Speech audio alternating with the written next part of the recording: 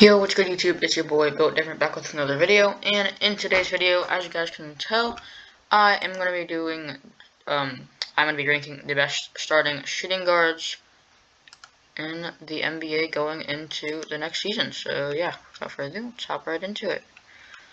So the first player is Bogdan Bogdanovich. Now, Bogdan, he's a good player. He's I don't know, he's decent. I'll put him in above average.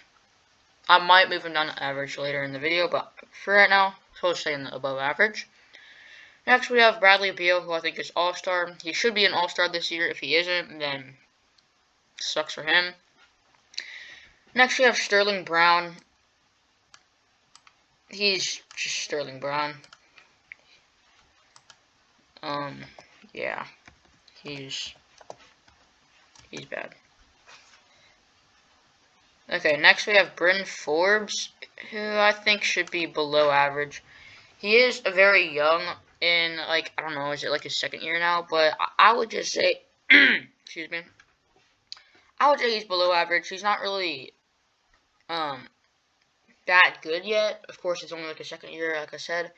But yeah, I feel he has some potential, but yeah.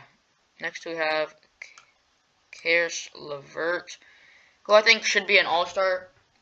There's just so many people who should be an all-star. I don't even know if Charis Levertz will get into the all-star race next year. He's definitely a good player. I'm surprised the Nets actually haven't traded him yet. Cause I do not know how he's gonna fit with Kyrie and KD. But yeah, I'm gonna rank him all-star. And then next we have CJ McCollum, who I think is also all-star level. Still, like, he's not really. You know what? I'm gonna move Bogdan down. I'm gonna move. No, I'm not. Yeah, CJ McCollum still could make a case for an all-star run this coming up year, but he's really just a scoring machine. Doesn't even look like he'll put up like 24 and 5 for you. He's a good player. And then next we have Colin Sexton. Him individually, he has talent, but the team he's on, he can't really do anything about it. So, and he can't really show his talent. But going into the NBA season, I'm gonna rank him as average. No, I'm also gonna rank Bogdan actually down to average. He's not the greatest. And then next we have Danny Green. He's really just a shooter, and in big moments he can't even really shoot. I'm just kidding. But I don't know. I guess I'll put him average. He's decent. He's a good role player, but yeah. And next we have Devon Booker, and he should definitely be in the All-Star game next year. He's a great player. I really think he and Chris Paul will work out really good, especially because Devin Booker doesn't really have that big of an ego. And I think their chemistry will be good, and I think their season will go fine next year. And next we have Devante Graham. He's an average player. I'm not gonna lie, before last year he was like a literal horrible player, but now he's shown us that he has talent. He's just on the wrong team. But I would say he's average.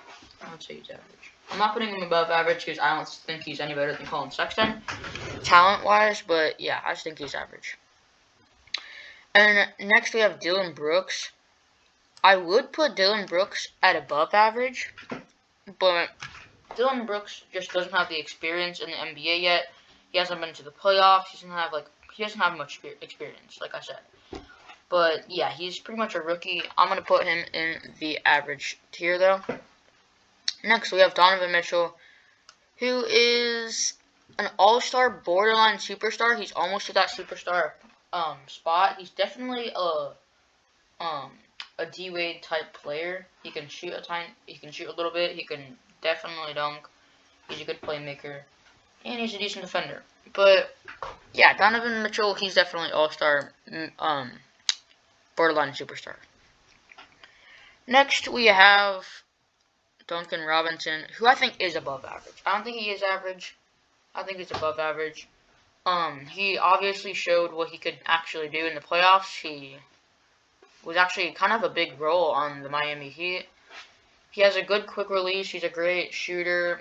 He can play good defense at times. And yeah, I think he's a above average player. And next we have Evan Fournier, who I think is still an above average player. He can average, or he can go up and score 20 for you a night. But again, with a lot of these other players, he's just on the wrong team. He has the experience. He has pretty much everything to be a good star player on a championship team. It's just he's on the wrong team. So that's why I put him in average. And next we have Fred VanVleet, who I think, okay, don't go in the comment section right now and say, oh my gosh, Fred VanVleet is an all-star. Fred VanVleet is borderline all-star. I would put him in all-star, but he's above average, guys. He's not the greatest. He can obviously be really well in the playoffs, and I'm not putting him in above average just because I'm a Celtics fan and he scored a lot on us.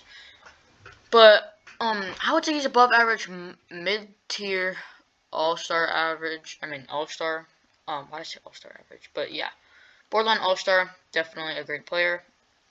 And next we have Gary Harris, who at this point he's a below average player, I think.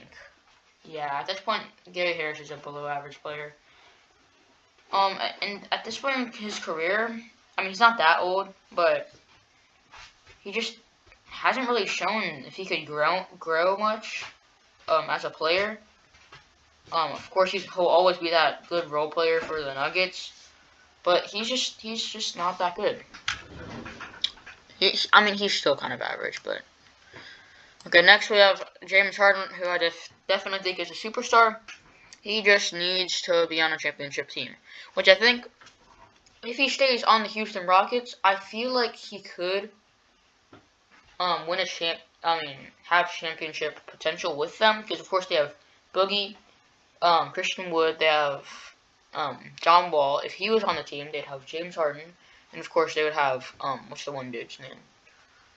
Oh my gosh, I've totally forgot his name. Oh, well, but he's a small forward for them. Okay, and yeah, I definitely think he's a superstar. And next we have Jaylen Brown, who I definitely think is an all-star. I'm not saying this because I'm a Celtics fan, but as a player, Jaylen Brown has really grown. Like, I remember when he wasn't even good. Like, he was an okay role player, okay bench player. But now he's formed into kind of an all-star, almost superstar level player. And I really want to see him play this next season. And next we have Josh Richardson, who I still think is an above-average player. He's a good player. He can shoot the ball decently. He'll drive. But yeah, not much to him. I'm actually gonna bump Colin Sexton up one tier. Yeah, that seems right. And by the way, guys, if you guys aren't already, go ahead and subscribe to the channel. I post mainly 2K and Madden and sometimes tier list content. But yeah, I think like 8% of my viewers are subscribed, so yeah, go ahead and subscribe. And next we have Jrue Holiday. Jrue Holiday, I think, should go in the All-Star tier. In the All-Star category, I mean.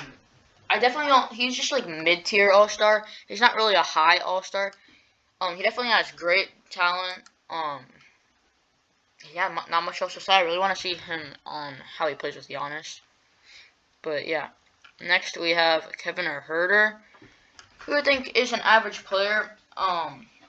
He's a good young player. I definitely think he has a lot of potential to become some star. And just like most of these other players, I really want to see how he plays with the Hawks, like very new team. They have, of course, like Danilo Gallinari, Clint Capella, Trae Young, John Collins.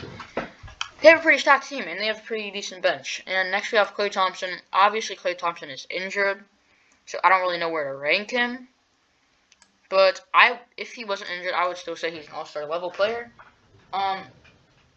you guys already know how good Klay Thompson is. I don't need to say anything about that. Next we have whatever his name is. I have a total brain fart right now. Like, I know who he is, but I forgot his name. Yeah, but he's gonna go in the average tier. For Minnesota Timberwolves, he's a good shooter, decent defender. He can drive at times, and he'll definitely be a good role player for the Timberwolves team. And yeah, next we have Paul George, who All-Star. Guys, I hate to break it to you, but Paul George is still a superstar caliber player. Just because he didn't play good in the bubble last year doesn't mean he's not a good player. Obviously, the bubble was very different. The players didn't play in a very long time. The season was just coming back. We can give Paul George a lot of excuses, but I will agree with you guys. He probably did get a little bit worse. But Paul George, I still have hope in him. I still think he can average about 25, 6, and 5. I still think he can average those good numbers, and I think he can go back to his old Pacers days. But yeah, I think Paul George is still in the superstar caliber spot. Let me know what you guys think, but yeah, that's what I think.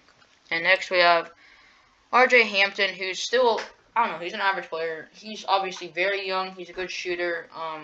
He's a decent finisher. And he can play defense from time to time, but of course he's on the Knicks, so he can't really control that unless he demands a trade. But I don't really know if young players can, or young rookies can, demand for a trade, especially if they're not like a superstar. But yeah, next we have Shai Gilgeous-Alexander, who I think is definitely an all-star caliber player. Now when I say all-star caliber, I don't think he definitely is an all-star. I think he can be an all-star, but it just depends on how he plays in the season. That's how it goes with most of these players in the all-star category, like Shai, Drew, CJ, and Charis Levertz. And it also goes for Paul George. It depends on how he's going to play, but I still think he is a superstar. And next we have Tim Hardaway Jr., who is an average player, actually. He is a good role player for the, he's on the Mavericks. He's a good role player for the Mavericks. I think he'll definitely play decently with Luka and Kristaps next to him. He obviously played well with them next to him the past couple years or whatever. But yeah, I think he's still a good role player, and he's definitely a good trade piece for them, too. Next, we have Victor Oladipo. And Victor Oladipo is an above-average player. I don't have much hope for Victor Oladipo anymore. If anything, I think Fred VanVleet is better than Victor Oladipo. But he's still an above-average player. He has good trade potential. Trade value. And, I don't know, he might bounce back. And next, we have Wesley Matthews. He's a below-average player, not much to say. It's Wesley Matthews. And then next, we have Zach LaVine, dude. I'm just kidding, Zach LaVine. And I think he's an above-average to all-star player. I feel like if he was on some championship team or some definitely playoff threat team, he would definitely be higher on this list. But since he's on the Bulls, he can't do much.